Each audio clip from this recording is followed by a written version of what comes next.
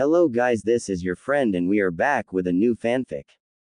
Which is what if Naruto finds out that he is a descendant of Jedis Part 1. And if you enjoy this fanfic then please press the like button and subscribe to my channel for more fanfic like this. And now let's start the fanfic. Guy who gets his kicks out of shooting people out of his ship in escape pods at a sun. Neji said, "You know you are not making any sense, right?" Naruto said, "When you have seen what I have and been where I have, then you can tell me about making sense." Kakashi, who turned to deal with the two nins, sighed and said, "Well, we won't get no answers out of them now." Sasuke smirked, thinking he could make his teammate feel guilty, said, "Good job, Dobi, you killed them." Naruto looked at them and said, "Well, if I did, oh well, we're ninja and we are trained to kill, but if you would look closer you would see they poisoned themselves with their own weapons." Sasuke looked and became pissed Aegean and said, "HMPH." Kakashi said, "These were Chunins, the next nins will probably be Junin. Do you all want to continue or turn back?" Naruto said, "I am going, it is the duty of a Jedi Knight to help bring justice to the galaxy." Sasuke said, "You know you are full of yourself. One minute you claim to be a ninja, then you claim to be a Jedi, whatever that is. I think you are full of hot air." Guy said, "It's settled, we will continue for the power of the springtime of youth." As the two teams started heading with the client for wave, everyone was in their own little world and thought. Sasuke, I will find out how he is so strong and take it, and then I will defeat my brother. Sakura, I will find a way to get Sasuke to go out with me. Neji, fate will decide what I must do. Lee, I will show everyone the springtime of youth in honor of Guy Sensei. Guy, I will come up with a way to defeat my eternal rival Aegean. Kakashi, how is he Sensei's son? Where has he been? Why was I told he was dead? Tenten, I sense something not right, but I don't know what it is. Naruto, though, was having different thought. What do you mean, Kyuubi? Kyuubi said, "Ever since that stunt I pulled to help you get away from him last year, the seal has been in overdrive, sucking power from me. Soon it will absorb all of me." Naruto sighed and said, "Is there anything I can do to stop it?" Kyuubi said, "No, the only thing is how soon it will happen. If you have to draw on my power for battle Aegean, then it will be soon after. If not, it will probably be another year." Naruto said, "Well, I just want you to know you have been like a brother to me and I will miss you when you are gone, my friend." Kyuubi said, "Same here, Kit, do you sense that?" Naruto cut the link and then thought, "Yeah, I do, now talk later." The group was walking after being led across the river by boat, and now a thick fog was rolling in to cover the path. Everyone was getting into a defensive position and a voice said, "I see why those idiots failed now. Sharingan, Kakashi and the green beast Guy." Guy said, "Show yourself." The voice said, "Sorry, but if I did that then you would have the advantage." Kakashi said, "Who are you at least?" The voice said, "You can call me the demon of the mist." Kakashi said, "Momochi Zabuza, missing nin of the mist village." Laughter could be heard and suddenly 20 Zabuzas appeared and said at the same time, "Correct, Kakashi," as they each pulled out a huge sword off their backs. Kakashi said, "Everyone defensive positions around the client. I don't know which one is real, so be on guard," as he uncovered his Sharingan eye. Tenten looked at Naruto and then they felt a massive amount of killer intent hit them. Guy and Kakashi were unfazed by it. Almost everyone else was pinned in fear. Sasuke started to grab at his neck from the pressure. Kakashi said, "Relax, Sasuke, I won't let any of you die as long as I live." Zabuza said, "Brave words, fool." And the mist thickened, making it where you could not see farther than a foot in front of you. Guy and Kakashi both blasted chakra to move the mist. Naruto did also, but he cleared it enough to blast around all of the genins and the client. Everyone was in awe by the display of power, and Zabuza voice said, "Kid's got some power, but I bet he has no real skill," as a water clone appeared in front of Naruto Anta to receive a lightsaber blade in it, destroying the clone. Sasuke looked at Naruto and said, "What the hell?" Sakura said, "What?" Sasuke said, "Look at Ranger's eyes." That brought everyone's attention to Naruto and they all saw instead of his blue eyes he had the red eyes. Naruto said, "Don't worry about it and defend yourselves." Suddenly the sound of fighting could be heard and the sound of water hitting the ground in the middle of the battle. Sakura asked, "Does anyone know what's going on?" Neji said, "Kakashi and Gaizenshi are attacking the clones of Zabuza, but the real one is in a tree watching the battle with someone else." Just then several Senbon needles started flying at the genins. Neji jumped in their path and used Hake Shokaden, Heavenly Spin, to blow all the Senbons away from everyone. Just then the mist cleared and everyone could see Zabuza and he said, "It seems you are more skilled than I first thought. We shall return." And a mirror appeared in front of them and both Zabuza and the person beside him walked into it and disappeared. Kakashi sighed and pulled his Hayate back down and said, "Good job team," and passed out. Guy picked him up and said, "Let's continue my youthful students." Tenten and Naruto took up position beside each other at the back of the group and Tenten looked at Naruto, mostly at his eyes and saw they were blue Aegean. They made it to Tazana house about 30 minutes later and met his daughter Tsunami and grandson Inari. Sakura said, "Is Kakashi-sensei going to be okay?" Guy said, "Do not worry about my hip rival, he will be better later. I gave him a soldier pill to help with the chakra exhaustion. Now I want you all to go and get some rest. We have a busy day ahead of us tomorrow." Everyone started to head to the rooms except Guy when a beeping sound could be heard. Everyone started to look around except Naruto, who was reaching inside his cloak and pulled out a silver-looking piece of metal and pressed a button on it and heard a metallic voice say, Pathfinder to Ranger, come in." Naruto said, "What is it C4 TNT? The device said, "Yes master, you asked me to notify you if any ships or communications were picked up entering or leaving the planet. A ship left the planet earlier today. I waited to track you until I had a bearing on where they might have been heading." Naruto said, "And," the voice said, "as best as I can tell the ship was heading toward the Korriban." Naruto nodded and said, "I understand, continue scanning and keep Pathfinder ready for emergency evac and also prepare one of the guest rooms." C4 TNT said, "Do you want me to prepare Elisa room for your guest?" Naruto expression turned dark and said, "No, leave that room alone. Out." And hit a button on the device and put it back in his cloak. Sasuke said, "What was that?" Naruto said with malice in his voice, "Nothing," and walked out the door leaving the rest stunned. Guy was wondering what he should do and said, "Okay, the rest of you get some rest," while looking at the door. Tenten started to go upstairs but stopped and started going toward the door and Guy said, "Where are you going, Tenten?" Tenten said, "I am going to check on him. I won't be long," and ran out the door before he could stop her. Lee looked at the door and said, "Guy sensei, is Tenten turning her back to the power of youth?" Guy said, "No, my precious student, she is showing the power of the springtime of youth and checking on a friend." Lee said, "Gaizenshi, I shall do the samething when I need to." Guy said as he stuck his thumbs up and said, "That's the way to show your youth, Lee." Neji, having enough of them already, said in a nice guy pose, "No, you cannot leave because you are fated not to have any friends, so your springtime of youth fails." And walks off, hearing both Guy and Lee scream, "No." When Tenten walked outside, she saw Naruto on a dock not too far from the house and walked out to him. As she got there, she said, "Are you okay?" Naruto sat quietly and Tenten sat patiently, knowing he will talk when he is ready. Finally he said, "I was getting mad at my droid for doing his job when he mentioned my mom. It has been 2 years since she died and I should be over it, but it's hard sometimes. I am glad I got him sometimes, but he reminds me of how I got him in the first place. A little over a year ago I walked into a trap set by Darth Chaos on Nar Shaddaa. I was an idiot." Flashback. Naruto had gotten a lead on another planet that had a Jedi enclave on it so he could finish his training. He had heard a man by the name of Orochi who was on Nar Shaddaa had information on it.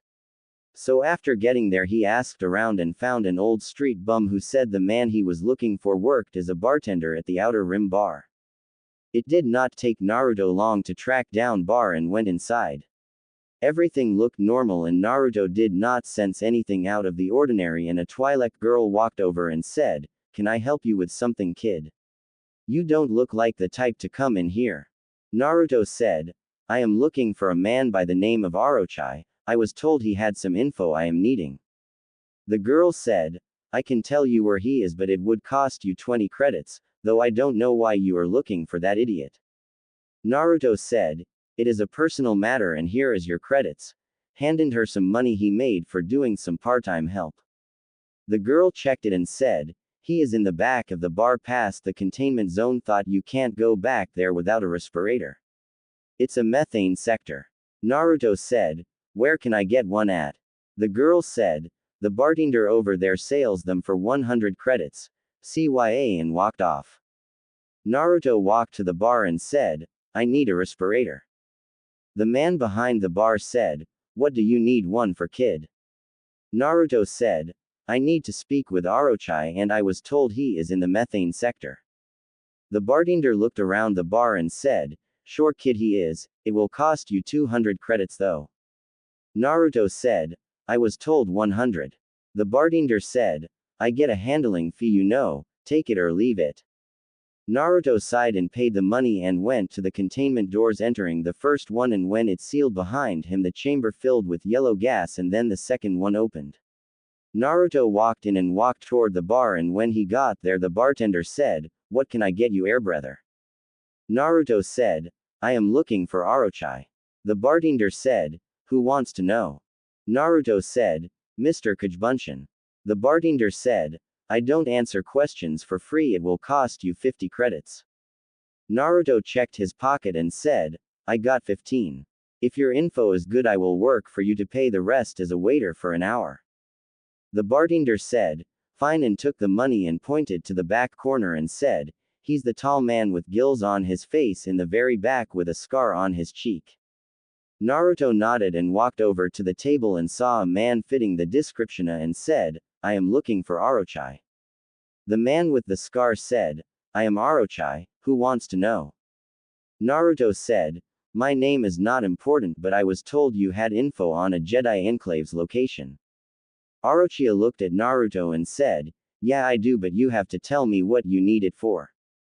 Naruto said, "I need to finish my training." Orochi started nodding like he was thinking it over, and Naruto was focusing on him, not really paying attention, when suddenly 2 pairs of arms grabbed him from the back and someone pulled his respirator off. The last thing Naruto saw was Orochi smiling, saying, "That was the easiest 10,000 credits we ever earned." Naruto woke up in white bed with a medical droid standing over him running test on him. Naruto tried to get up and heard laughter and turned and saw a giant green slug-like creature laughing as he floated over on a hovercart coming toward him, and the Twi'lek girl from before with him. Naruto said, "Where am I?" The slug said, "You are lucky, Jedi. If Milia here had not come and told me about you coming in my bar, you would be in the hands of the Sith right now." Naruto said, "What are you talking about?" The slug turned and pointed to a screen that came on and saw himself being dragged out of the bar by 3 men, and saw the Sith that killed his mother walk into the bar and heard him say good job and paid them to take Naruto to his ship. The screen went blank and the slug said, "I had some of my men intercept them and bring you here. You should have died from all the methane you breathed, but that red energy you had around you cured most of it. My medical droids were able to do the rest." Naruto said, "Who are you?" The slug started laughing again and said, "That's rich, I am Jirigo the Hutt, I own a fourth of this moon here." Naruto said, "Sorry, I have never met a Hutt before." The Hutt said, "Don't cuss me, human." Naruto was getting mad because he did not cuss and said, "Listen here, you rotten piece of shit. I did not cuss you, but I will now slimeball." The Hutt laughed again and said, "Flattery after insult, you have some guts, Jedi. Anyways, the reason I saved you is because the man who wanted you, Darth Chaos, has been getting into my business as of late and had been bringing gold and jewel to sell and buying weapons to sell somewhere. Normally I would not care as long as he paid me my share of the profits, but he is ignoring me completely and it is making me look weak in front of the other Hutts. I saved you because I want you to remove him for me. Naruto said, I have my own reasons to stop him. He is responsible for the deaths of both my parents. The Hutt said, I guess you are not too old to learn something new. I thought Jedi were forbidden from having children. Oh well. I have decided to help you a little in advance to get rid of this Sith for me. I know sooner or later he will come for you or you for him, so I know it's a safe bet. I will give you one of my best astromech assassin droids as an assistant to you.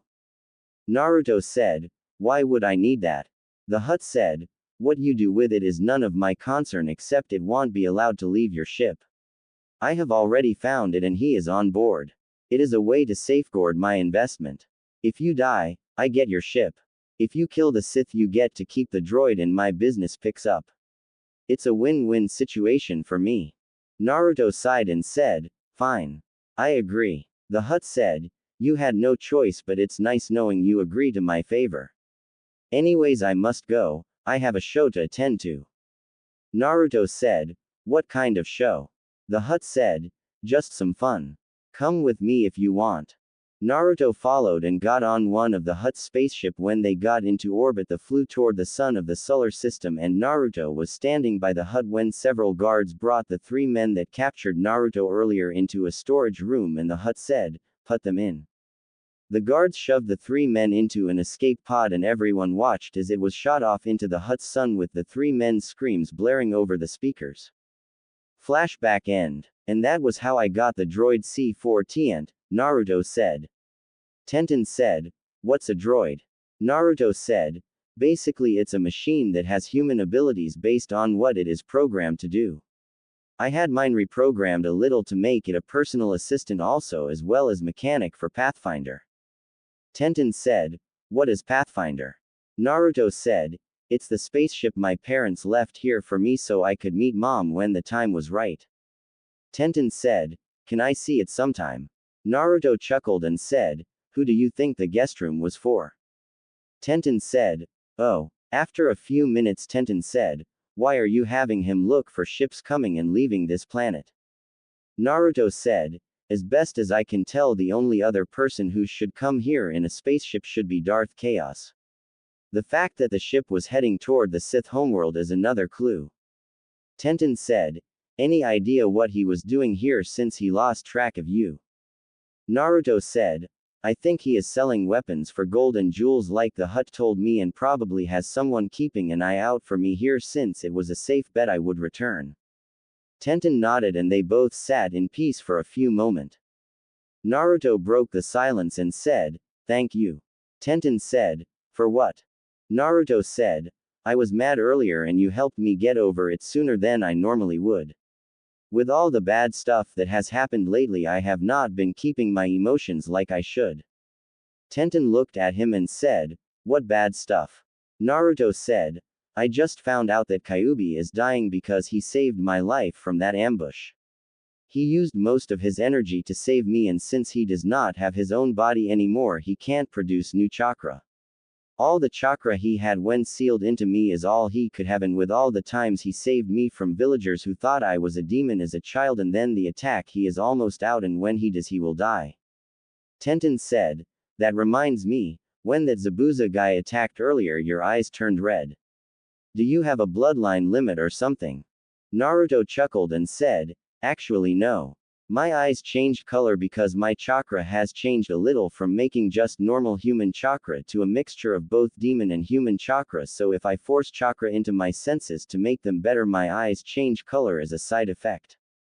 Just then Naruto tensed and said, I guess he is wanting to talk sooner than later.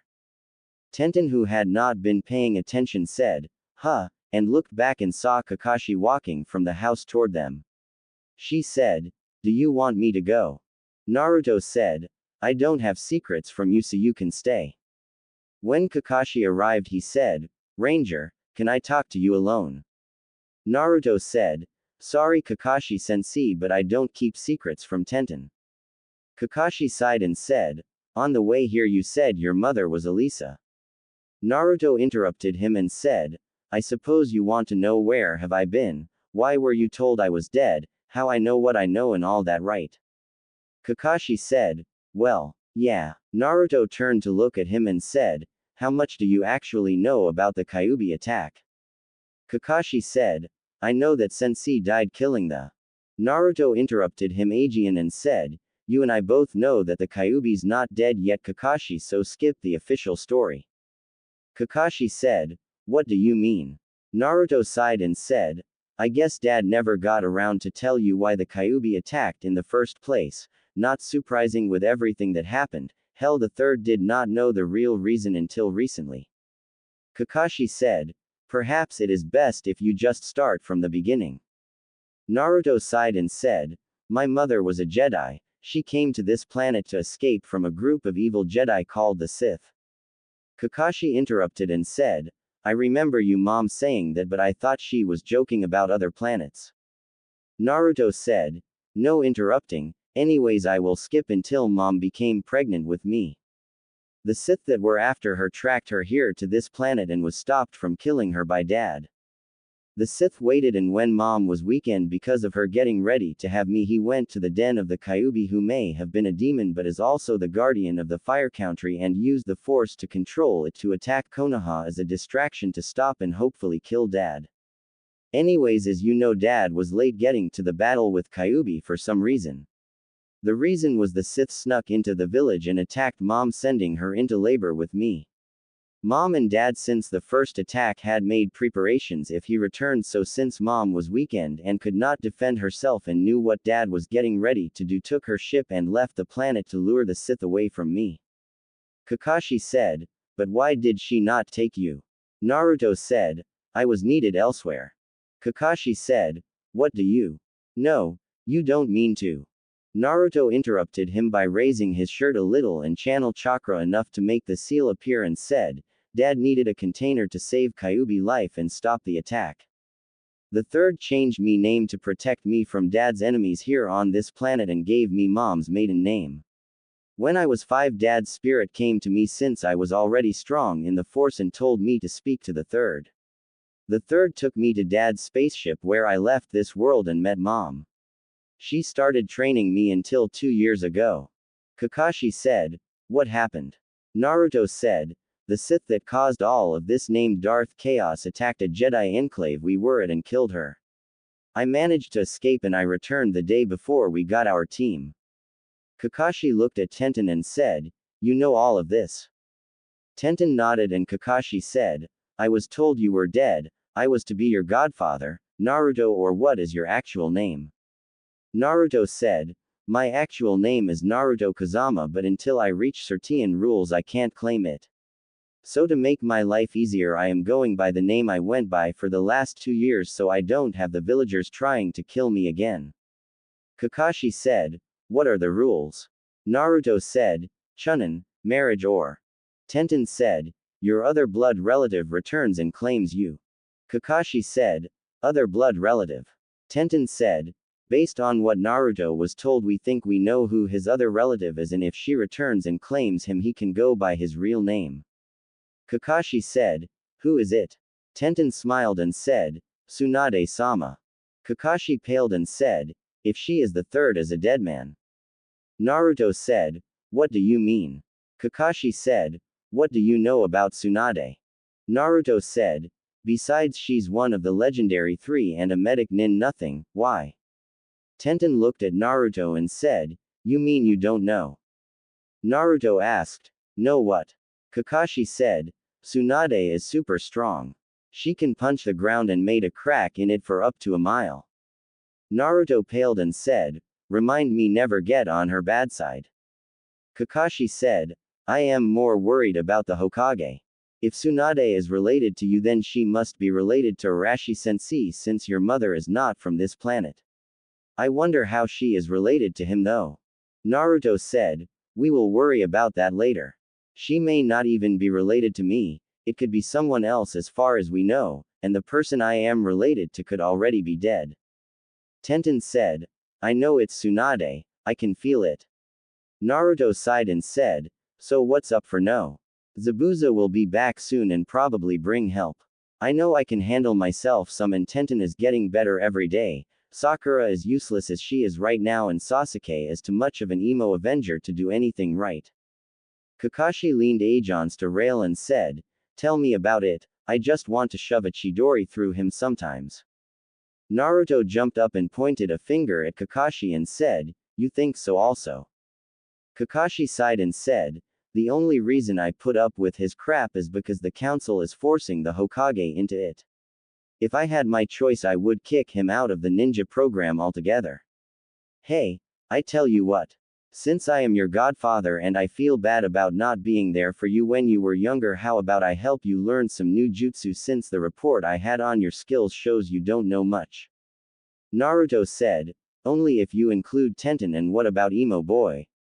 Kakashi looked at Tenten and said, "Sasuke has not awoken his bloodline yet and I know I won't be able to teach you much when he does because of the council, so what I will do is give you scrolls of jutsu I want you to learn on your own, then I will give you more when you learn the first set. I will include Tenten also since you both will probably get married one day anyways. You have the same look as your parents." Naruto and Tenten both had blushes on and Tenten said, "What do you mean?" Kakashi said, "When I see you both it is almost like a mini-version of Naruto's parents." Naruto, who still had a blush, said, "Kakashi, just don't call me that name or mine and Tenten's life will get harder quick." Kakashi thought for a moment and said, "Right, Ranger." Just then a beeping sound was heard and Naruto reached into his cloak and pulled out his communicator before he sighed and said, "This had better be important, Tinhead." C4 said, "Sorry to interrupt Aegean, but an encoded message was just sent to this planet by subspace and relayed and I was able to intercept it and decode it and thought you should hear it. It had video but I was only able to get the audio decoded." Naruto said, "Go ahead with what you got," looking at Tenten and Kakashi. There was a few beeps then. "Good, everyone is here." A voice Naruto recognized as Darth Chaos.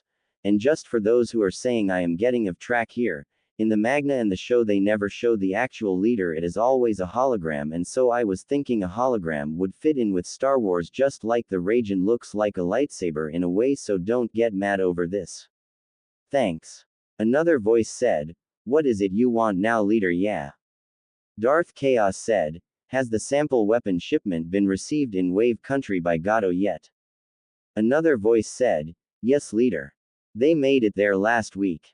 Darth Chaos said, "Good. I want all of you to start preparing to find all 9 demon containers so we can capture them." A voice Kakashi recognized as Itachi said, "But leader, the vessel for the Kyuubi disappeared almost 8 years ago and is presumed dead."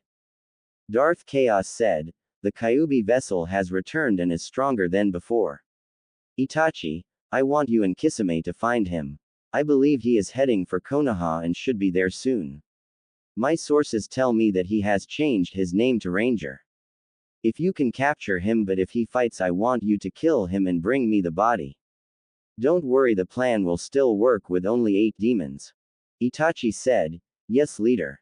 We will wait until after the Chunin exams finals in Konoha to go and look for him. Security should be lax then, especially with Orochimaru plans to attack them during the Chunin exams." Darth Chaos said, "Very well, and don't fail me. Oh, one more thing, I have information that he has a weapon that is like the Raijin. I want you to bring it to me for study. Goodbye." C4 said, "That's all the transmission, sir. Any further orders?" Naruto said, "Just continue your Previo's orders. Out." He turned to the others and said, "I don't know who those other voices were, but the one they called leader is Darth Chaos." Kakashi said, "The one Chaos called Itachi is Sasuke's older brother, and the only Kisame I know is a missing nin from Mist who was also a member of the 7 swordsmen like Zabuza." Tenten said, "Why would Orochimaru attack Konoha?" Kakashi said, "He hates the village because he was passed up for the position of Yondaime and was doing illegal human experiments. The thing that has me worried the most is the weapons that were delivered to Gato. I wonder what kind they are." Naruto was in thought for a moment and said, "Most likely blasters." Kakashi said, "How dangerous are they?" Naruto looked at the sky and said, "For me about a 1 in 100 chance of being killed, for Tenten 3 out of 100 chance, for the rest of you 85 plus chance being killed by 1. I can deflect most with my lightsaber since I have been trained to do so. Tenten is closest to my skill with hers. Anyone else hit with it could be killed based on where you were hit by it. Think of them light my lightsaber but long range. Kakashi said, this just keeps getting better and better. Anyways, it's getting late, so why don't we all get some rest? Everyone nodded and went inside. Tenten went to a room with Sakura. Naruto with Neji, Sasuke and Lee, and poor Kakashi had the front room with Guy, the horror. The next day when Team Guy stayed at Tazuna's house to guard his family while Team 7 headed toward the bridge. When they got closer, a crowd of workers were at the begging of the bridge and Tazuna said, "What's going on? Why are you not working?" A worker pointed to the bridge and said, "Look." Everyone looked and saw a figure laying on the ground with his head in the lap of another figure.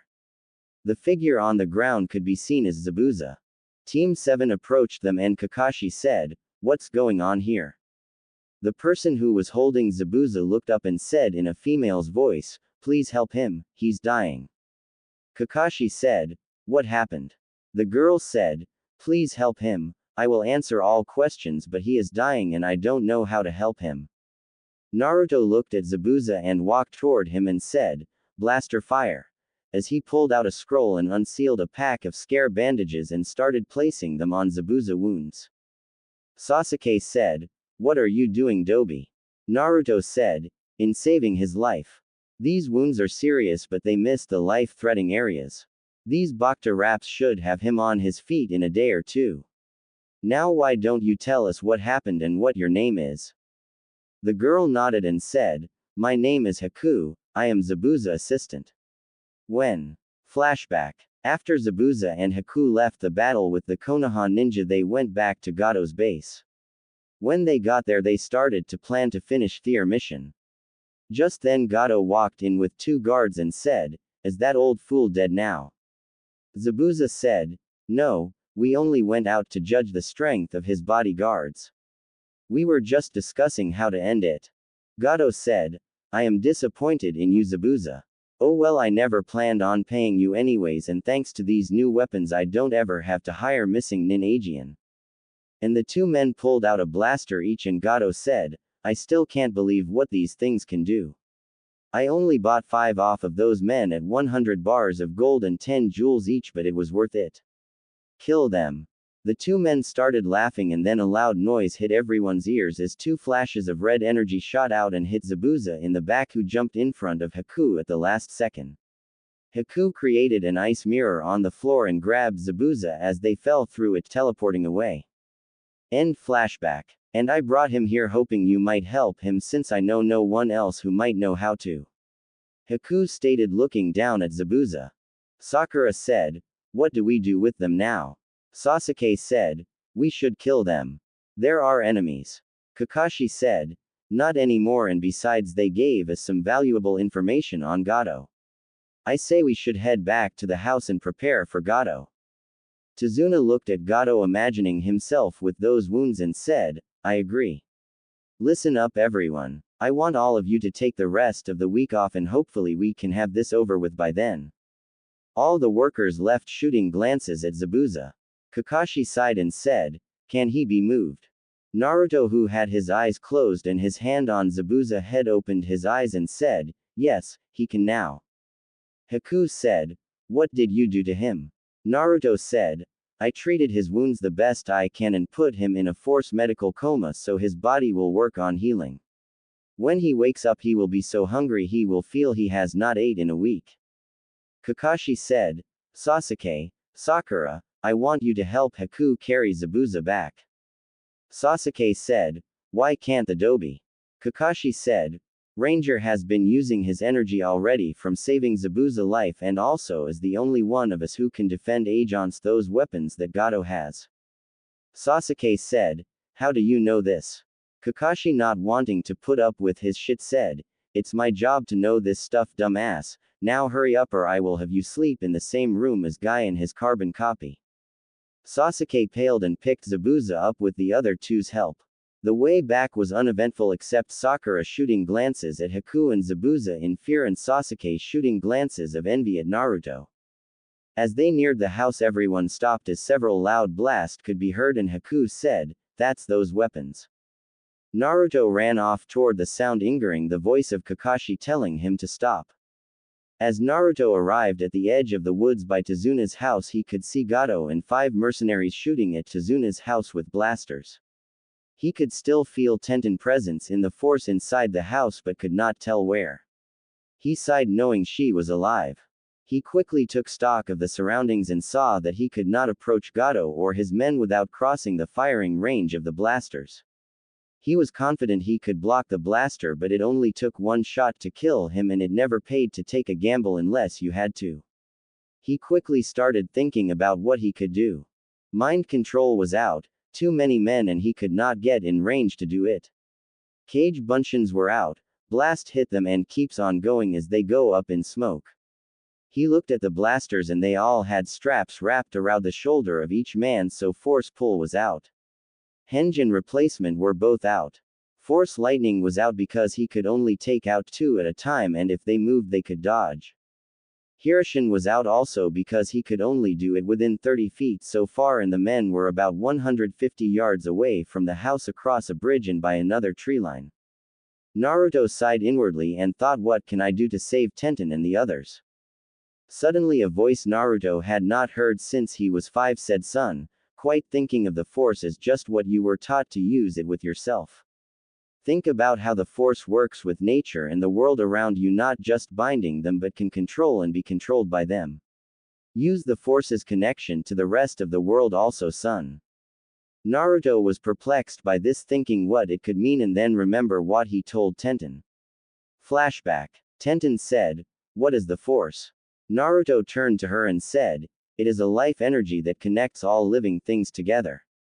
Tenten said, I don't understand. Naruto said, I said the same thing when my mother told me about it. Basically it's like chakra but more powerful and abundant. Chakra in natural energy made by things. The force is created from the living energy of all life, not just inside of one object but in trees, plants, the water, the sky, other people, even this planet and others. Flashback end. Naruto thought that's it. And closed his eyes to concentrate. He tuned out the noise of the battle going on up ahead and started thinking about the world's connection to the force. Slowly he lifted up his left hand and reached out with the force until he felt the trees around him. At first it was just a simple brush of energy. He then focused on that energy and felt his whole being was becoming one with it. He then lifted his right hand and felt for the water that was between him. The flow of the force in the water was like a thunderbolt hitting him. It knocked his concentration away by the force of it. He tried Aegean, but this time let the energy flow through his unhindered and uncontrolled. Naruto lowered his hands and opened his eyes and looked at the world and saw it in a new light. He could literally see the force in nature as it went by him. He then looked at Gato's men and raised his right hand quickly, and the water in the stream rose up quickly and made a wall to block the men's view of the house. Just then Kakashi arrived with the others. Kakashi was in awe, and then Naruto, ignoring the newcomers, completely raised his left hand and pulled it close to his body and closed his fist. Suddenly screams could be heard on the other side of the wall of water. Naruto lowered his right hand and Gato and his men were being held tight by tree roots. Kakashi looked on and thought that's the first and second's abilities. Naruto sighed before passing out on the ground as the energy left him. Kakashi walked over to Gato and his men who were still bound and killed the men except Gato with a kunai and walked to Gato and said, "It's time we had a little talk. I want to know where you got those weapons from and how." Gato said, "I won't tell you, but if you release me I will pay you greatly." Just then a sending needle entered his temple and killed him. Kakashi looked over and saw Haku putting 2 more senbons back in her weapons pouch. Kakashi sighed and walked over to where Naruto was still face down on the ground. Just as he was checking on him, Inari, Tsunami and Team Guy came out. Tenten saw Naruto and feared the worst and ran over to him and screamed, "Naruto-kun," as she baseball slid to the ground beside him, picking him up and rocking him, thinking he's dead. Everyone was thinking the same thing except Kakashi. "Naruto-kun." Naruto slowly opened his eyes and saw he was being held by Tenten, who had her eyes closed and was crying, and said, You know you're still beautiful even when you're upset. Tenten squealed as she heard his voice and buried her face into his chest and said, I am sorry Naruto-kun, I thought you were dead when I saw Kakashi standing over you like that. In between sniffles and a hiccup. Naruto just shushed her and said, It's okay Tenheim. I am here and okay, I passed out from the mental fatigue from using the force the way I did. Sakura looked around the area and said, Ranger, how did you control the trees like that? The only person to ever do anything like that was the first Hokage. Naruto looked over at the dead men and said, I am not sure, I heard my dad's voice and it told me to remember something and when I did I understood how to stop them. Lee took this moment and said, Ranger is overflowing with the power of youth that the water and trees is under his control and his youthfulness is so strong he is known by more than one name. Guy Sensei, can I become known as more than one name? Guy did the nice guy pose and said, Yes you can my youthful student but you must train like Tenten and Ranger is. If not Tenten will have another name like Naruto-kun.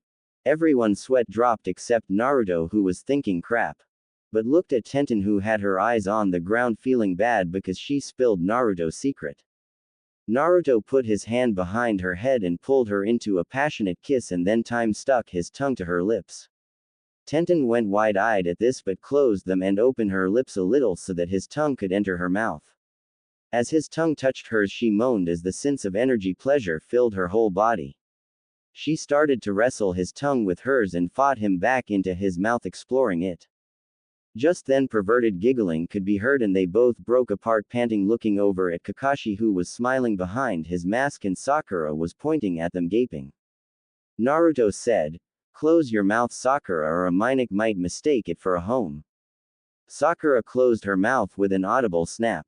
Kakashi said, Well, as of now the client is safe. Tazuna said, I don't know how the people of Wave will ever repay you. Naruto got up and walked over to where the tree roots still bound the bodies of the dead men and took a moment and had the roots release men before he took the blasters. Sasuke saw this and said, What do you think you're doing Dobi? Naruto said, Taking these weapons. Sasuke walked over to the blaster Naruto had took and reached for one as it flew off the ground to Naruto. Sasuke said, Give me one of those weapons. As an Uchiha I have the right to them. Naruto who had just finished pulling the last blaster free and had the other 4 floating by him turned and said, No, and started messing with the blasters before he threw them all in the river. Sasuke said, What the hell do you think? He never got to finish as 5 explosions happened in the water. Sasuke had turned at the first one to see the water come up from the blast and after the last one he turned and said, Fine, you destroy my weapons I will take yours and pulled out a kunai and charged at Naruto. Naruto pulled out his own and started deflecting all the slashes from Sasuke. Sasuke jumped back and started doing hand seals before saying, Kaden Phoenix Fireball Jutsu, as several fireballs shot at Naruto jumped into the air and made 10 cage bunchins which got into a circle around Sasuke. Sasuke took out 2 handfuls of shurikens and threw them at Naruto. Meanwhile everyone was looking on and Sakura said, Kakashi-sensei, are you going to stop this? Ranger will get hurt. Kakashi snickered and said, Sakura grow up. Sasuke is not that great and this has been building up for a while now, as he watched Sasuke get kicked into the air by several clones. He heard a gasp behind him and then he heard Lee's voice said, Guy sensei, he made an attack version from my move. Guy said, Yes Lee, he asked me after the first time since he is weak in Taijutsu if he saw some moves he could use in his style when he came to meet Tenten could he use them and I allowed it since he asked and was willing to work for them. Kakashi heard this and thought so his Taijutsu is weak huh? Well I think I might be able to help him there. Ouch, that's going to leave a bruise. Naruto and Sasuke's fist both hit the other's cheek at the same time and they both flew backwards. Sasuke got up to one knee and was panting as was Naruto. Naruto looked into Sasuke's eyes and thought what the? Kakashi and Guy both thought the Samething Sharingan. Sasuke started making seals Aegean and called out, Kaiden, Grand Fireball Jutsu, as a huge fireball shot at Naruto. Naruto acted on pure instincts and brought his arm up to defend himself, and a wave of water came out of the river and blocked the fireball. When Sasuke was this, he threw 3 kunai into the water where Naruto was and then charged following where he was. When he arrived on the other side of the wall of water soaking wet, he looked down and saw Naruto face down on the ground. He smirked and said, "Loser. I will take this now," as he reached for the lightsaber on Naruto's belt. Just then 10 kunais landed on the ground in a circle around him, and he looked up and saw Naruto standing upside down on a tree limb and the Naruto on the ground disappear in a puff of smoke. Tenten, who saw this, gasped and said, "He is going to use that." Everyone looked at her and then back at Naruto, and Kakashi's one eye got bigger as he recognized the kunais.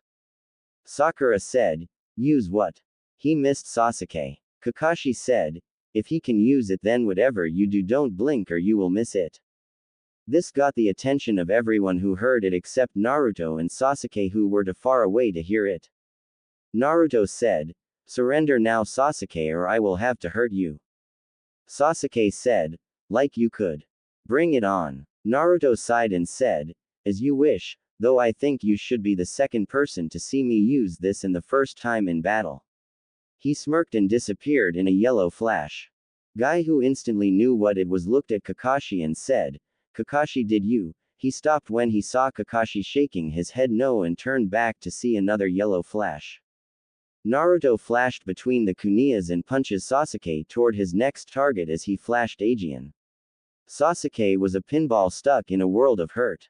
A punch to the face, another to the ribs, a knee to the groin, another to the face, one to the back, an uppercut to the jaw, a kick to the knee, a punch to the shoulder joint, another to the other knee, one more to the other shoulder, and finally a clothesline, dropping him to the ground battered, bruised, and having trouble breathing. Sakura ran over to Sasuke crying because he lost.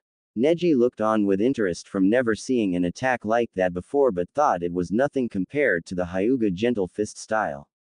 Guy and Lee were both ranting about the power of youth. Tenten looked on with pride as Naruto started picking up the kunais. Kakashi was wondering where he learned it, and when Naruto walked over, he said, "How did you get that and when did you master it?" Naruto said, "I received it from someone who was entrusted with it when I returned from my Jedi training, and I have not mastered it yet. I only have it figured out in a short range area. Any farther than that range won't work, and I don't know why yet, but I am sure I will find the answer in the scrolls." Kakashi nodded and said, "Well, let's get some rest. Sakura can help Sasuke." As Sakura was carrying Sasuke back into Tazuna's now Swiss cheese-looking home, someone else was being carried back in Konoha. The third Hokage was being carried over to his couch after a Sertian toad Sanin punched him. What could have caused this, you ask? Let's go back in time about 30 minutes to see. Flashback 30 minutes earlier. The third sighed as he was signing his name to another stupid sheet of useless paperwork. He was thinking how he is too old for this shit and wished for an interruption. As if his prayers were answered, he felt a presence arrive on his window sill and he smiled, knowing only one person arrives like that. The third said, "It's good to see you finally arrived, Jiraiya." Jiraiya came in the window and said, "So you really were looking for me? To what do I owe the pleasure that you would send out 3 different units of ABNU looking for me?" The third said, "Someone has been looking for you ever since he has returned." Jiraiya said, "A lot of people are looking for me, but what makes this person so important for you to summon me?" The third said, "He's the son of your former student." That stopped Jiraiya, who was on his way back toward the window, and he turned and said, "Explain what you mean, you old coot. You told me he was dead." The third sighed and said, "Well, the thing is, I lied to protect him, but it was a mistake." Jiraiya said, "I can understand protecting him from his dad's enemies, but why was it a mistake?" The third said, "You met him when he was a few days old, but I told you his name I gave him based on his mother's maiden name." Jiraiya thought for a moment and looked at the third and said, "The Kyuubi brat." The third nodded and said, "Yes. He returned a little over a month ago and has followed in his family steps." Jiraiya said, "You mean he is a strong ninja? I can believe that." The third said, You misunderstand me. He is a ninja and is getting stronger, but he is a Jedi like both his parents. Jiraiya looked at the third pissed and said, how? The third said, when he was 5 I took him to a ship his parents sat for him and he took it and met his mother. She trained him until 2 years ago when she was killed by the same people who caused Kyuubi to attack. Jiraiya nodded and said, so why does he want to see me? The third said, his mother Elisa told him to find you when he returns, however that's not the only reason I called you here. Jiraiya said, really, what else? The third said, he is looking for his only known living relative but I know he has 2 living relatives. He does not know it and I have been lying to him about it but the time has come for them to know. Jiraiya said, what does this have to do with me? The third said, one of his relatives is your former teammate Tsunade. I know the truth because I helped keep her secret all these years. Jiraiya said, but she never had a kid. The third said, she actually had 1 kid and I told him on his wedding day who his parents are but never told them out of respect for their wishes. Jiraiya thought for a moment and said, so Arashi was Tsunade's kid. If I had known then I could have ragged her about it. Man, the blackmail I missed. The third coughed and said, yes, that is one of his 2 remaining relatives but his grandfather is also alive. Jiraiya said, really, who is it? I want to kick his ass for not being there for Arashi. That boy was like the kid I never had. The third said, funny you should say that. His father actually is you. End flashback. Jiraiya looked at the third who was holding his nose to stop the blood and said, that's not funny you old coot. The third said, it is not a joke. Remember when Dan died and Tsunade started drinking and you both shared a night together? Jiraiya thought back and after a few minutes said, yeah, I remember barely but I thought it was a drunken dream. The third said, it was not and Tsunade became pregnant with Arashi then. Jiraiya said, but why did she abandon him and how come she never told me? The third said, we were at war and Tsunade did not want to tell you she was pregnant because when she found out she had done left the village vowing to never return. She did return when she entered her 9th month of pregnancy and it was during that time that Iwa attacked Konoha itself. Tsunade worked herself into exhaustion and passed out which caused her to go into labor. I had to deliver the baby myself and after she woke and saw all the wounded and could not feel the child any longer feared the worst and thought he was dead. Jiraiya said, and you let her believe it. The third said, I did not see her for 12 years and by that time Arashi was already a ninja and training under you. I chose to sit back and let things along. Jiraiya said, left things alone, are you out of your mind? First I find out that you let me and Tsunade both live our lives without our son and then had a chance to make it better for our grandson and then screwed his life up also. I am out of here. The third said, where are you going? Jiraiya said, I am going to find Tsunade and tell her just enough to get her back her so you can explain everything. The third paled as he left and thought to himself I guess I will see you Aegean my young friend real soon. The next day back in Wave Country both Team 7 and 9 were sitting on the bridge watching the entire village come out and help with the bridge. Thanks to Guy and Lee's power of youth they were able to tell everyone in the village in a few minutes about Gato's death. Haku and Zabuza were back up but were talking with Kakashi. Sasuke was brooding with bruises all over his body and could not walk without a pair of crutches that Kakashi got somewhere and Sakura was pampering him or should I say bugging the hell out of him for a date. Neji was practicing his katas for the gentle fist style and Lee and Guy were helping carry support beams around the construction site. Naruto and Tenten were currently down on the water practicing with their lightsabers while waterwalking. Naruto blocked a slash from the left and parried the thrust that followed. He then jumped back onto a handspring deactivating his lightsaber before his hands touched the water the first time and then when he springed up he ignited it and blocked a downward strike from Tenten's lightsaber. He looks at her and said, good, your form is getting better, now let's try your defense, and pushed her lightsaber away and came in a spinning slash toward her midsection that could have cut her in half if she had not intercepted it with her weapon. They tied up in a test of strength when Naruto ran his blade down hers until it was off, causing Tenten to overbalance, and he backslashed the blade away from her into the air and used the force to grab it and ignite the weapon, crossing both his and hers like a pair of scissors, and held it by her neck before deactivating them both. He sighed and said, "That was good, but you let the sudden change in pressure be your downfall. Never match a person with all your strength who is stronger than you. It will cause you to overbalance. Other than that, your instincts are sharp as well as your skills from using a regular sword." Tenten bowed and said, "Thanks. Though I wish I had not been defeated so easily." They both turned up to look at Zabuza and Kakashi looking down at them clapping. Zabuza said, "You both have skills, but I notice you both have flaws in your forms that I can help." Naruto said, "What do you mean?" Kakashi said, "I decided to ask them to join Konoha. I can assure them safe passage since the Hokage owes me big time right now." Naruto and Tenten both snickered when they heard this, and Sasuke said, "Why did they get a special trainer?" Kakashi sighed and said, "I am going to have to spend some time with you teaching you how to use your bloodline now that it's awakened, so Ranger and Sakura will both have to start learning from scrolls that I will make for them while I get you familiar with it." Naruto nodded and Sakura said, "That won't be necessary, Kakashi-sensei. I will watch you train Sasuke, so don't worry about me." Everyone looked at her and Tenten said, "Can I please?" Naruto shook his hand and then 2 Senbon needles flew at Sakura and hit her on each of her breast and she screamed. She became covered, but it was not blood. Instead, the 2 balloons she had in her wrapping popped and the water covered her dress. Almost everyone laughed at her predicament. The only one who did not laughing was Neji, who said, "I already knew it when I saw her with my bloodline."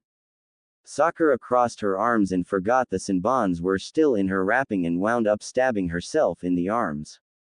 At this, everyone's sweat dropped and Zabuza asked, "How did you know?" Haku said, "Because of my bloodline I can detect all sources of water, and so when I saw her before we attacked I detected it then." Lee screamed and said, "The beautiful Sakura Blossom was actually a guy." No.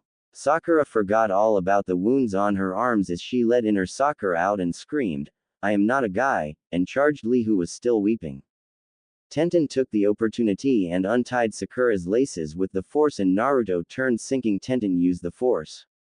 Sakura tripped on her laces and flew at Lee, who dodged out of the way thinking she was still a guy, and landed on Neji, who was on the ground in a meditative position. He looked up just in time for the 2 to meet lip to lip.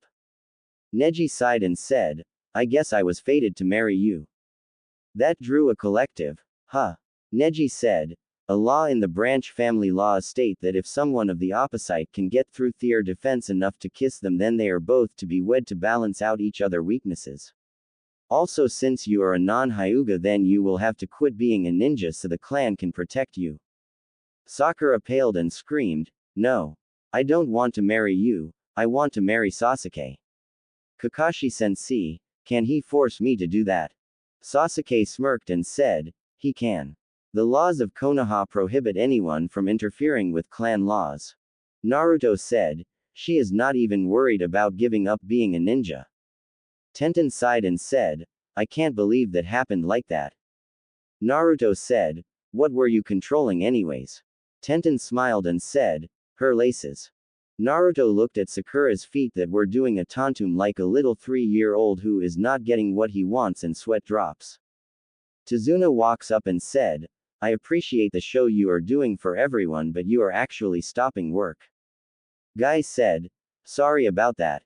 Lee, let's use the power of youth to help them." And they both took off in blurs. 2 weeks later, both Team 7 and 9 were on their way back to Konoha. They had just left Wave Country a few hours ago by the Great Force Bridge. Sasuke's wounds had healed and everyone was happy to be heading home. Zabuza looked at everyone and said, "Hey, if you don't mind going a little out of the way, there is a hot spring gambling town about a mile east of here and I need to pay off a debt there before we head to Konoha. If you want, we can all go there to rest before getting back." Everyone agreed, and when they got there, a large group of people were standing at the village's gates. Zabuza saw the man he owed money to and said, "Dwayne, What is going on here? The man who Zabuza called over walked to them and said, a blonde-haired woman went on a rampage a little while ago and destroyed half the town. She was with a black-haired woman and some old guy who had a scroll on his back screaming how she was going to kill her sensei. Kakashi said, what exactly did they look like? The man thought for a moment and another man walked up and said, one of them is the legendary sucker Tsunade. She was actually winning when she became enraged. The other was the author of Ika Ika Paradise Jiraiya and the black-haired woman is Tsunade's assistant. Why? At the mention of the names Naruto, Tenten, and Kakashi all got interested and Naruto said, which way were they heading? The man said, Konoha. Naruto bowed and said, thanks, before taking off with Tenten behind him. Everyone was confused except Kakashi who said, Guy, here's a challenge for you. If the entire group can make it back to Konoha before Tsunade gets there, I will give you credit for this one. Guy perked up and dropped his weights and said, Lee, take them off and carry Haku. I shall carry the Sasuke and Sakura. Lee dropped his weights and both men blurred, leaving Zabuza who had just finished paying off his debt and Kakashi. Neji had already took off. Zabuza looked at Kakashi as they raced through the trees and said, what's wrong? Kakashi said, if my guess is correct then the Hokage is about to get his ass wiped, as they took off even faster. Back in Konoha it was a peaceful day. The birds were chirping. The wind was blowing. Gambunta landing in the middle of the village with someone holding his giant sword in her hands. Just a normal day in Konoha. Wait a minute. Someone holding a 60-foot-tall sword in her hands riding on a 200-foot-tall summon creature that lands in the middle of the village and is heading toward the Hokage's tower. Now that's something you don't see every day. As Gambunta lands outside the tower, the sword the woman is holding slices into the tower on the floor. The Hokage's office is on and she runs down the length of the blade and enters the building, leaving a terrified white-haired man, a cowering black-haired woman and an even more scarred Gambunta who had a black eye. He looks up at Jiraiya and said, if you live through this let me meet your grandson, before he disappeared in a puff of smoke. As the two other rider entered the tower they could hear the sound of battle and screaming. Let's take a look inside the Hokage office. On second thought this scene it's too violent for me to describe at this time. We shall check the aftermath in a little while. As Team 7 and 9 arrived at the gates of Konoha they see a giant frog disappear and what appeared to be a huge sword sticking out of the Hokage's office disappear as well. Tenten asked, what the hell? Naruto shrugs his shoulders as Kakashi lands behind them and said, what's wrong? Naruto said, when we got here a huge frog disappeared and a sword was sticking out of the Hokage's tower and it disappeared also. Kakashi ignored the guards at the gate who were gawking and said, hurry, as he took off toward the tower with everyone following. Now it is a really screwed up sense where ABNU are too preoccupied to notice a missing nin from the bingo book running through Thier village with a 6-foot-tall sword on his back. As both teams made it outside the office they see 22 ABNU on the ground with broke mask on as well as several Chunin and Junin ninja with black eyes, broken bones, as well as several foreign objects sticking out of some of their butts. Kakashi paled as he recognizes the original 10,000 years of pain that he made the 1,000 years of death from. The group walks slowly to the door and everyone was wondering what to do. Just then both doors fell to the floor as the hinges broke from a punch they had earlier received.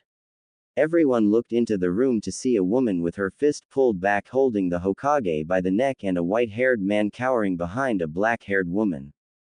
Everyone in the office looked at the new arrival and the third who had a black eye and several missing teeth and an arm that's not supposed to bend that way said, "Oh Naruto, we were just talking about you," as he passes out. Tsunade sighs and drops him before looking closely at the group. She gasps when her eyes land on Naruto because his hood had fallen back running. She thought he looks just like my little brother. Naruto slowly walks in and takes a survey of the damage and said, "You must pack one hell of a punch. Now could you tell me who you are and why you attacked the old man?"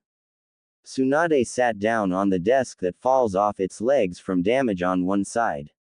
She sighs and said, My name is Tsunade and I was told by Sensei here you are my grandson.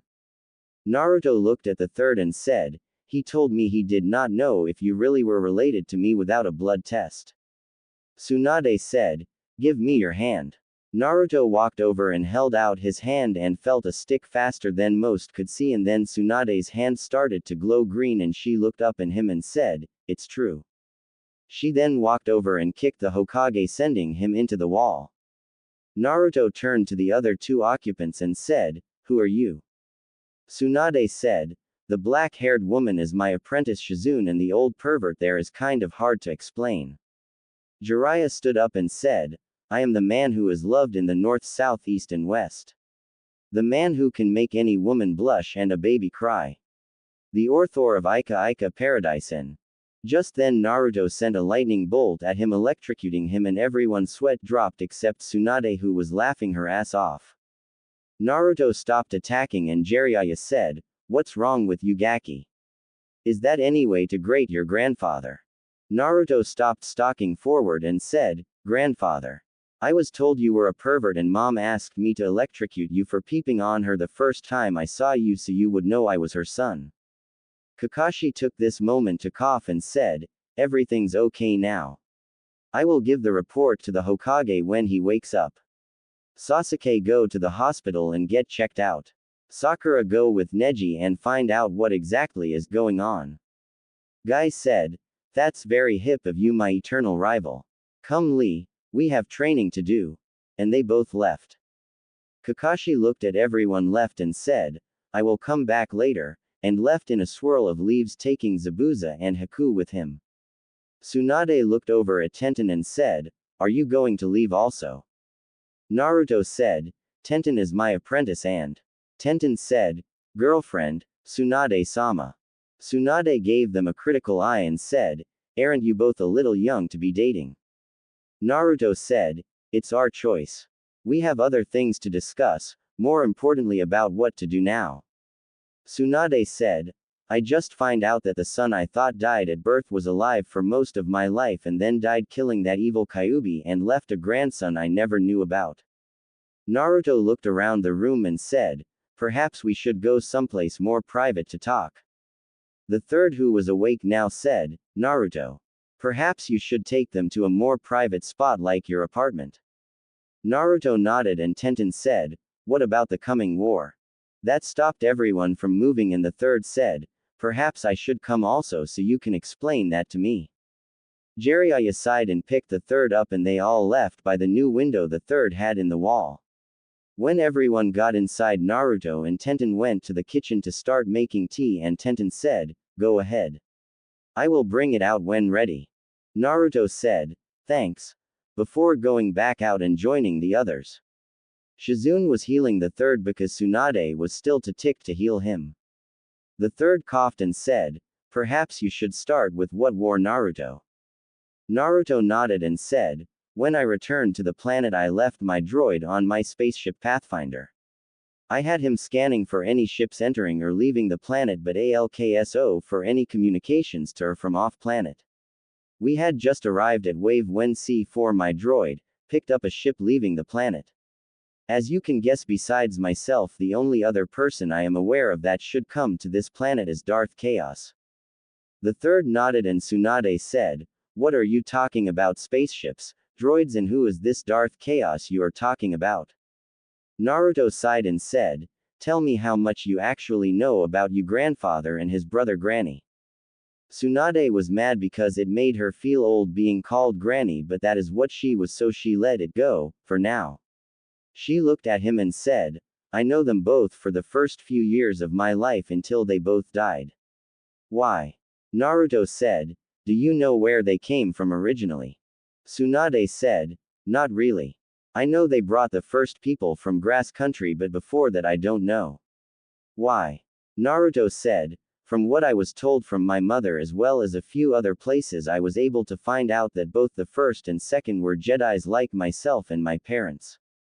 Tenten, who was setting down the tea, said, I would believe that after what you did in Wave, controlling both the water and trees like that. This got everyone's attention and the Tsunade said, we will discuss that later, but what were you saying? Naruto said, I know this is going to sound weird, but it's true. Your grandfather and his brother were both Jedi Masters that fled to survive a war with the Sith to this planet. Tsunade said, I find that hard to believe. Naruto said, would it help if you saw my spaceship? The third said, you would do that.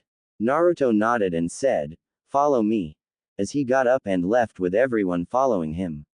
It took them about an hour to get back to the cave where the Pathfinder was, and when everyone saw it they were in awe except Naruto. Naruto walked up and said, C4 Tient. Stand down and open all access doors to the conference room. A few moments later a ram lowered and a green-looking droid walked down the ramp that looked surprisingly similar to Wing Zero Gundam with retractable wings. Everyone except Naruto was pointing a finger, and Naruto walked by the droid who bowed and up the ramp. Not wanting to be left behind, the 5 people started to follow him. When they walked into a circular room with a white cone in the center and a circle table around it, he took a seat and said, C4, get me some Corellian scotch. Would anyone else like a drink? Tenten asked. Are we too young to drink? Naruto said, this stuff ain't too bad, and I have had to spend more times in bars than I care to in the past couple of years. You learn to handle the stuff. Tsunade said, what's the hardest stuff you have? Naruto turned to the droid who was standing there and said, we still have any of that crate dragon wine? C4 said, 1 bottle, sir. Naruto said, get it for Granny here. The third said, I will have some water. Jiraiya said, I will have some of what Tsunade has. Shizune said, water please. Tenten said, I have never drank before. What do you suggest? Naruto thought for a moment and said, give her a Alderanian royal wine. The droid bowed and left. Naruto sighed and said, so you believe me about the first and second being from another planet? Tsunade said, yes. So why don't you continue your story? Naruto said, basically you can drop the act about Kyuubi you said being killed by dad. We all know he was not, though it won't be long before he is though. The third said, what do you mean? Naruto said, remember when I told you Kyuubi saved me from Darth Chaos? Well, I walked into a trap he had set up and would have died from the methane gas that I breathed in. When Dad sealed him into me, Kyuubi did not get his chakra regeneration ability, so the more he puts in my system the less he actually has. Add the damage the villagers did to me before I left as well as the minor healing ability, and you have a bone-dried Kyuubi who will die the next time I have to draw on his power. Jiraiya said, so you're the kid he sealed that beast into? I say good riddance. Naruto looked at Jiraiya harshly and said, Kyuubi was actually innocent until Darth Chaos used his powers on him and forced him to attack so he could kill Mom and Dad. Just then C4 came back in carrying the drinks and passed them to everyone. Tsunade said, is this the same guy you said ambushed you? Naruto said, yes, he is also the one who killed Mom. Was responsible for Dad's death. Along with countless others. The third said, what is this about a war? Naruto turned to C4 and said, did you record the transmission? C4 said, of course master. And keyed some stuff on a table and everyone heard the message. The third recognized Itachi's voice. The third said, well, we will have to prepare for the war as well as the visit. Tenten said, I hate to ask this now, but what do you have planned about Naruto getting to use his real name? I sort of called him Naruto on our mission to Wave when I thought he died after controlling the plants and water like he did. The third said, that's up to Jiraiya and Tsunade. Jiraiya said, what do you mean? The third said, the only way Naruto can claim his actual birth name is to either get married, achieve Chunin, or have you claim him publicly. Tsunade said, I have no problem claiming him, and I know the pervert over there won't disagree, cracking her knuckles. Jiraiya paled and said, no problem. Tenten smiled at this and said, good. Naruto-kun. I hated calling you Ranger. Tsunade took a gulp of her drink, not thinking much of it before she had to dive for Shizune's water right after. Naruto said, it has a kick, huh? Tsunade ran a medical jutsu on it and whistled before saying, this thing is 98% pure liquor. During the little floor show, Naruto caught sight of something and said, "Granny, I was wondering, can I see that necklace you have?" Tsunade looked down at it and seemed reluctant as she handed it to him, and he pulled his lightsaber out and sat it on the table before opening it and looking at the crystal of it and smirked and said, "Where did you get this?" Tsunade said, "It's my grandfather's." "Why?" Naruto handed both crystal to Tenten, who also pulled her lightsaber apart and compared the crystals before whistling and said, "This one has even better power formation than either of ours." Naruto nodded and said, "That's the crystal of a dual lightsaber." Tsunade said, "What do you mean?" Naruto said, "Do you mind if I borrow this a moment?" Tsunade said, Well, okay. After thinking a minute, Naruto said, "Tenten, go ahead and put yours back together. I will be back in a moment." And he left the room down one of the side passages. Tenten used the force to put hers back together and activated it, making everyone gasp in awe at the weapon, and Tsunade whispered, "Raijin." Naruto returned about 5 minutes later and said, "This is what I was talking about," and activated a gold-cased lightsaber that had a green blade shoot out the end. Jiraiya said, "I don't see any difference besides color between yours and hers." Naruto smiled and held the lightsaber in a different posture before a second blade extended out the back of the handle and said, "This is a dual lightsaber."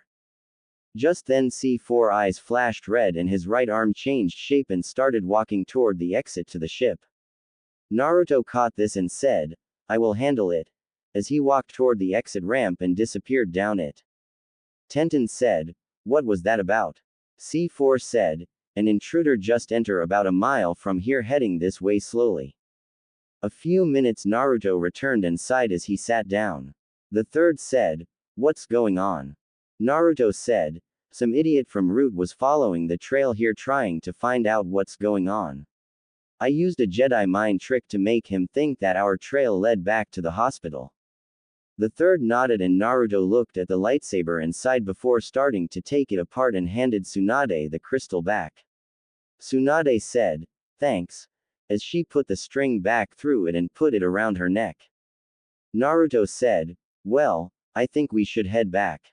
C4, "I have a mission for you.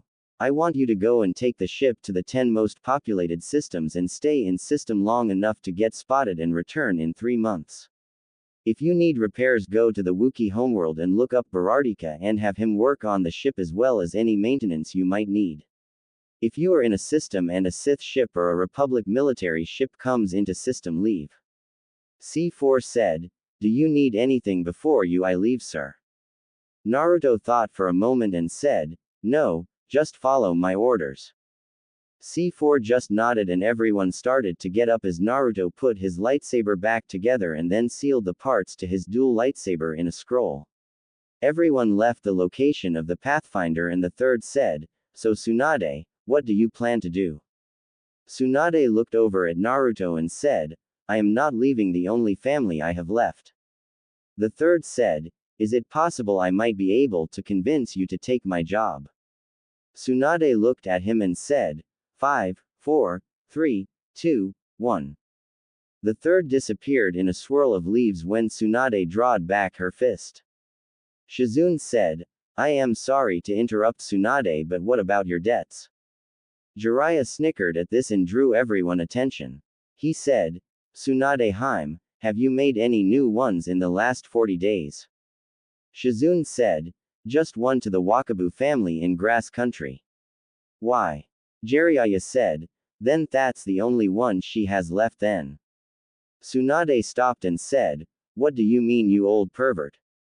Jiraiya said, "When I started looking for you after I was told about the Gaki here, I started to follow your trail and the only way I could get closer was to pay off all your debts, so you currently owe me," pulled out a black book and looked at it, 296 million. "Don't worry, I won't charge interest." Shizune sighed and said, "So why don't you tell us a little about yourself, Naruto and Tenten?" Tenten said, "Well, my family owns the Wolfclaw weapon shop. It's just me and Dad. Mom passed away giving birth to me. I am a member of Team 9, or Team Guy as most call it, with Rock Lee, the dead last of my year, and Neji Hyuga, the rookie of the year. I have the nickname the Weapon Mistress because I have 100% accuracy with weapon and I always carry around at least 3,000 weapons on me at all times. Everyone sweat drops looking at her. I met Naruto here right after he came back from training and we started dating on the second day we knew each other. I have also been his apprentice since the first day. Shizune said, "What are your dreams and plans for the future?" Tenten said, "This may sound funny now but I wanted to be a great female ninja like Tsunade-sama and continue to train in the force." Tsunade nodded and said, "What about you Naruto?" Naruto said, "I was trained from the age of 5 by my mother until 2 years ago when she was killed in the force and also what she knew about chakra. I know henge, replacement, kujubunshin, tree climbing, water walking, a genjutsu that I always wear on my face and I have been trying to master the Hiraishin no Jutsu. I also know how to use sealing scrolls but I don't know anything about how to make them or what the seals actually mean." Jiraiya coughed and said, "Where did you get the info on that?" Tenten said, "My father was entrusted with the skulls for it and told to give it to Naruto when he returned." Jiraiya said, "What has Kakashi taught you?" Naruto said, "So far nothing. The only reason he is a sensei now is because the council is forcing him to because of the Uchiha." Tenten said, "Don't forget he said he would give you some scrolls since he found out you are to try and make it up for not being there." Naruto said, "I know but I will believe it when I see it." Jiraiya said, "How would you like it if I taught you everything I taught your dad?" Naruto said, "I would like to but I can't just abandon Tenten training also." Tsunade said, "Actually I was thinking, Tenten, how would you like to train under me as well?" Tenten looked at Naruto and said, "I would like that but don't you want to teach your grandson?" Tsunade said, "I will just teach his future wife instead." Tenten blushed and said, "Why does everyone say we are going to get married?" Shizune said, "You make too cute of a couple." Naruto said, "I don't think it's that far-fetched of an idea someday." Tenten stopped and said, "Are you sure about that?" Naruto said, "Only if it's with you forever." Tenten said, "I would like that." Tsunade said, "Great. Then it's settled. The pervert here will take care of teaching Naruto and I will take you on with help from Shizune here." Shizune said, "Don't I have an opinion?" Tsunade said, "Of course. Don't you want to help?" Shizune said, "Of course, I just would have liked to been asked first." Everyone laughed. As they reached an intersection Naruto said, "I guess this is where we part ways," as he looked at the adults. Tsunade said, "Why you say that?" Naruto said, "Well, Tenten lives at her family shop and my apartment I am renting from the third is not big enough for everyone so I figured you all had some place you would want to stay." Tsunade said, "Yes. Your family estate's near the Hokage monument. Go ahead and stay at your place tonight but tomorrow we will move you in." Naruto smiled and said goodbye before walking Tenten home kissing her goodnight as well before turning in. For the next month things have been pretty active for Naruto. First he moved into the Gordian Estates.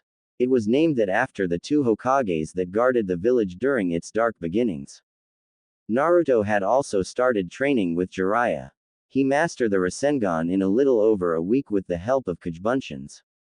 He also signed the Toad contract and after being taught Leaf Balance and Kunia Balance his chakra control increased to high Chunin level.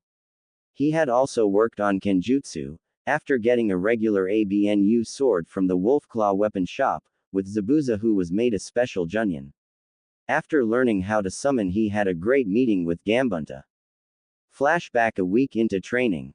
Naruto who had been spending all week working on chakra control exercise. Today Jiraiya had him sign the Toad contract and told him to put as much chakra as he could into it to see how big of a summon he could bring forth. Big mistake. Note to self, Naruto has more chakra than the Hokage and all the Sanins put together. Of course he is going to summon Gambunta on the first try. When Gambunta appeared he took a look around and said, "Who the hell summoned me?" Naruto jumped off his head and landed on his nose and said, "I did." "Why?" Gambunta said, "You used way too much chakra to call me here." Naruto said, What's the problem with that? Gambunta's sweat drops and said, you must be the pervert's grandson. Naruto said, yes, the name's Naruto Kazama. Gambunta nodded and said, well, the problem is that thanks to you using so much chakra I can't leave for a week now, and that scary woman could actually do what she threatened. Naruto, who was confused, said, what scary woman and what threat? Gambunta said, your grandmother. She forced the pervert to summon me and held me hostage with my own blade. She said if I did not get her to this village fast, she would turn me into a frog-skinned wallet. Naruto's sweat dropped and said, could you not just leave? Gambunta said, not when she had my blade at my throat. I either have to run out of chakra or make a seal, and when I am too scared to make the seal I could not leave. Naruto said, so what do we do now? Gambunta said, you have any chakra left? Naruto said, yeah, I did not use much really. Gambunta's sweat dropped and said, fine, let's work on Kaden. Gamayu Enden, fire release, toad oil flame bullet. Do you know the hand signs? Naruto nods no, and Gambunta starts teaching him it. By the end of the second day they had it down, and Naruto had Gambunta go look around this world and enjoy his time here. End flashback. Sakura was removed from Team 7 because of the Hyuga laws, much to Naruto's great relief, and was replaced with Haku, who, even though is skilled enough for Chunin the Hokage, wanted her to work her way up and gain the Leaf's trust. Kakashi had actually kept his word and started giving Naruto scrolls to start learning. Currently Naruto had learned Kaden, Hosenka no Jutsu, Fire Style, Art of the Phoenix Flower, the Touch Me Not Kaden, Karyu Enden Fire Release, Fire Dragon Flame Bullet Kaden, Gokaku no Jutsu, Fire Release, Great Fireball Technique, and Chidori. From Jiraiya he learned Kaden, Gamayu Enden Fire Release, Toad Oil Flame Bullet Cage Shuriken no Jutsu, Shadow Shuriken Technique, Hari Jizo, Spike Jizo Doden, Yomi Numa Earth Release, Swamp of the Underworld Bunshin Debakua Clone Great Explosion, and Cage Kuniya no Jutsu, Shadow Kuniya Technique, as well as the Hummingbird Tiahutsu style that Arashi created. It works on destroying joints and bones with high-speed power punches. Jiraiya also had Naruto created 20 clones that would work on different books explaining the basics of sealing. Right now Naruto can make some mid-Chunin level seal and should be advancing soon. Naruto was also introduced to the world of weight training, or more precisely gravity weights. When Naruto told Jiraiya about other planets and some having different weather and gravities, he decided Naruto needed a way to work on speed and have a stamina better. Currently at 10 times normal gravity. Naruto was amazed about the secret training skill of Cage Bunshins. Tenten had also improved. Tsunade really did mean it when she was making her an apprentice. At first she made Jiraiya teach her Cage Bunshin also, so that she could make 2 clones and have them read while she taught her medical Tiahutsu. Tenten was sorely lacking in this area. Tsunade had also taught her chakra control, that medics use, which should have started with a simple leaf balancing on her hands, but Tsunade did it a little different. Instead of a leaf on her hands, Tsunade made Tenten hover above a hospital bed made out of nails, on each side of her body. Tenten learned this quickly. She was also given gravity weights like Tsunade had on in secret. The only ones who knew she had them on was Shizunen herself. The seals for it were hidden on her stomach. Currently she was a 3 times normal gravity. Now as for a few other things that have happened. Naruto's real name was released in a council meeting and things were not pretty. Flashback 2 days after leaving the Pathfinder. The third called a meeting of all council members, and when everyone arrived he said, I wish to thank you all for coming so soon. The reason I called you was a member of our council has returned from several years of traveling abroad and she is going to take her family seat now. Danzo said, is that all you called us for, you old idiot? You could have passed a memo to all of us instead of wasting our time. The third said, actually I could not because of certain rules. The seat she will be taking over was filled by a temporary member and now that member has to be dismissed from the council. Danzo said, and who is this unfortunate person? He said with a smile. The third said, actually it's you, Danzo. Danzo's smile dropped and said, that's not possible. I was given the posting for the founders of Konoha, and since Tsunade is the only member of that family left and she hates this village, I believe you are mistaken. The third said, let her in. And an ABNU opened the door to the council chamber and Tsunade walked in, causing several people to be unnerved by this because Danzo was one of the major powers Aegeans, the Hokage on the council, and many civilian members would have been out long before this had it not been for him. Danzo, not giving up without a fight, said, you seem to have forgotten something about that particular law, Saratobi. For it to work, the person either has to be of childbearing age or has an heir to his or her family. Tsunade is past her childbearing years and never had a child, so it can't be enforced. Tsunade said, for a person who has his own little army, you don't keep very good records. I did have a son and you all knew him even though he had a different name for his safety.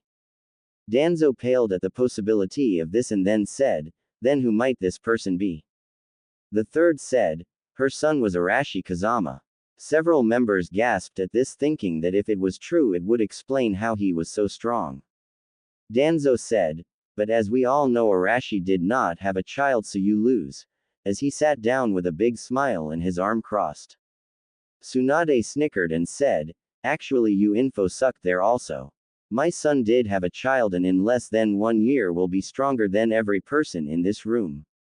In fact, this very council has tried to kill him in the past. Hiyoshi said, that is a lie. No one on this council has ever tried to kill a child before. The third said, actually it has tried to kill him 616 times by the last record before he left to begin his training with his mother in her family's special abilities. Inoichi said, I am curious about something before we go any further into these allegations. What did you mean in less than a year he will be stronger than everyone here? Tsunade said, well, let's do a little background on him, shall we? He has recently learned the secret to my grandfather's and his brother's special abilities to control both plants and water. He has almost completely mastered Hiraishin no Jutsu. He is currently training under his grandfather Jiraiya of the Sanins on the Rasengan. He has nearly mastered all of his mother's special abilities, which can compare to the damage of Hiraishin, and in less than 1 year something his father did to him the day he was born will be finished. Here is the kicker that you are all going to love. When that timeline is up, the power that was sealed into him the day he was born will be completely under his control. Can any of you guess what that power was? I will give you a hint. It attacked our village almost 13 years ago. Shikamaru's dad was the first to piece it together and with wide eyes said, so we have a person who has not only 2 potential bloodline, but also has mastered a jutsu that can decimate over 1,000 ninja in less than 5 minutes, as well as other skills that rival that power, and has the full power of the Kyuubi no Kitsune under his control. To put it simple to those who are thinking of attacking him, if you tick him off, I have 2 words for you. We're fucked. Danzo said, but he is not a ninja of our village and with all those skills must be put to death. The third chuckled and said, he has been a ninja of this village for nearly 3 months. In fact, he has been under your nose the whole time and none of you realized it. Hiyoshi thought for a moment and said, he's the boy who wears the robe on Kakashi team, isn't he? The third said, yeep. Well, Danzo, I believe that means you are relieved from your council seat, and also I want you to know that I have decided to disband Root. I have received the last report of your men harassing civilians and lower-level ninja. If I catch you doing anything that I deem questionable, I will have you executed for treason. Danzo bowed his head as he left the room, and Saratobi's 2 teammates looked at him and said, you knew all of this back then, and that is why you fought to save Uzumaki so bad. Right. Why did you not tell us? The third said, if it became public info before he could defend himself, we would have been at war with Iwa Aegean. I am stating this now. Including everyone in this room, only 50 people in this village know he is here. If he is harassed, have services stopped, prices increased like before, attacked, or any of his friend or companions are treated unfairly, not only will the ones who did it be executed, but the person who told will be also, along with all of their property seized. Tsunade said, actually, since my family never publicly announced our last name and the third named Arashi Kazama, Naruto's last name is Kazama. Now sensei, I think you should tell them about Orochimaru. The third nodded and said, this is the biggest secret we have ever had I am about to reveal, so listen carefully. We recently got word from a spy who was on a separate mission from this, overheard Uchiha Itachi and his partner will be coming to Konoha after the Chunin exams because we are supposed to be weak afterwards. And civilian member said, why are we supposed to be weak then? The third said, Orochimaru is planning on attacking the Leaf Village at some point during the Chunin exams with an army. Gasps were heard all over the 36 council members' seats. The third sighed and said, I have decided that since I know I will be one of his targets, that if I should die I will have Tsunade act as Hokage until she finds a suitable replacement also. With her skills she can help the Leaf recover from the damage we will undoubtedly receive. One of the civilian council members who had backing of Danzo said, why not nominate Danzo? He is qualified. Saratoba's two teammates said, he has the skills to run the military side but the civilian economy would be ruined. The root program that he was in charge of was an actual Hokage training program and he failed miserably. He abused his power, did not care about the well-being of his own men and was financially ruined. Of the 110 root members he has only 20 or 30 could be placed as a regular ninja or ABNU now because the others were either improper